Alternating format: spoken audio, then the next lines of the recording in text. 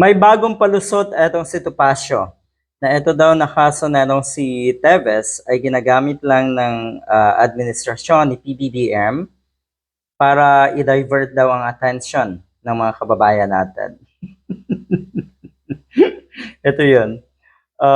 Lawyer Ferdinand Topacio once they accused the administration of President Ferdinand Bongbong Marcos Jr.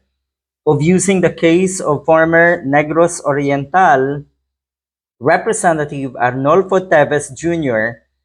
As a smokescreen to divert public attention from its poor performance in the recent midterm elections and declining trust ratings.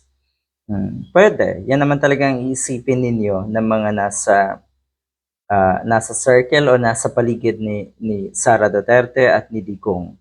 Natural lamang. Pero ang issue kasi dito daw, ang totoong issue dito, ang totoong nakakatawa dito, ay eto po. Sabi ng mga netizens, pinakamahusay na abogado daw eto si Topacio. Ito yung madalas ay manlait kay Atty. Leni Robredo, manlait sa mga katulad ni OG Diaz, pero tignan nyo naman ang itsura din. Mahirap magsalita ng mga ganito, di ba? Pero ganyan na ganyan ang ugali ng isang Topacio eh. Pinakamahusay daw po kayong abogado, Mr. Topacio. Bakit ika mo? Kasi yung mga kliyente nyo daw, lahat daw ay kulong. Sino-sino ba yung mga yun? Si Kibuloy, si Digong, si Alex Guo, si Teves.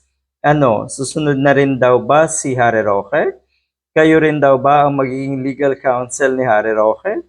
Dahil kung mangyari yan, ay siguradong kulong na naman si Harry Roque. Pero kahit hindi daw, baka kasi sarili na mismo ni Harry Roque ang magtanggol sa kanya, sa sarili niya, makukulong din daw itong si Harry Roque.